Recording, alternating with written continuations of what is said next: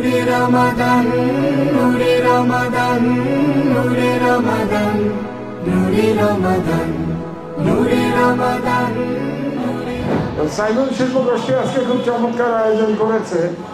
Simon যেটা করেছে Jerusalem থেকে ঢাকা, তো এখান থেকে আমাদের শিক্ষা নেওয়ার অনেক কিছু আছে। আমরা অনেকে মনে করি ধর্মটা সংস্কৃতির বাইরে, ব্যাপারটা কিন্তু তা না। ধর্ম সংস্কৃতির একটা অংশ, ধর্মর মাধ্যমেই সংস্কৃতি তৈরি হয়। কাজে আমাদেরকে আমাদের যে ধর্ম, বাঙালি মুসলমানের ধর্ম এবং বাঙালি মুসলমানের সংস্কৃতি, এটা অনুধাবন করতে হবে। আলহামদুলিল্লাহ, জুলাই বিপ্লবের মধ্য দিয়ে আমাদের সেই লড়াইয়ে একটা বিজয় অর্জিত হয়েছে। এই জন্য জুলাই বিপ্লবে যারা শহীদ, যারা যোদ্ধা, তাদের সবার প্রতি আমার সশ্রদ্ধ সালাম। কিন্তু লড়াই শেষ হয় নাই। সাংস্কৃতিক লড়াই একটি চলমান লড়াই, এটা আমাদেরকে মনে রাখতে হবে। এবং এই লড়াইটা চালাতে হলে আমাদের জ্ঞান অর্জন করা আবশ্যক, এবং জ্ঞান অর্জন করতে গিয়েই আমাদের ইতিহাস সচেতনতা থাকতে হবে।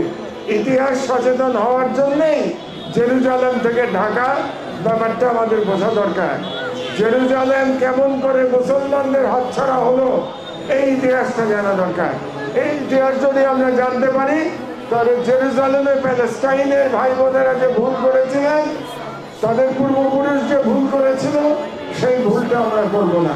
এই রোজার এই দিনে জেরুজালেমে আমাদের প্যালেস্টাইনের ভাই বোনেরা, প্যালেস্টাইনের শিশুরা যে অত্যাচারিত হচ্ছে, তাদের কথা আমাদের মনে রাখতে হবে, আমাদের দোয়ায় থাকতে হবে। তো আমার বক্তব্য দীর্ঘায়িত করবো না। আপনাদেরকে অভিনন্দন জানাচ্ছি আজকে এই অনুষ্ঠান করবার জন্য, এবং এই সাংস্কৃতিক লড়াইতে সাইমন শিল্প গোষ্ঠী যে অবদান রাখছে, তার জন্য তাদেরকে ধন্যবাদ জানাই, তাদেরকে উৎসাহ দেই যে এই লড়াই চালিয়ে যেতে হবে।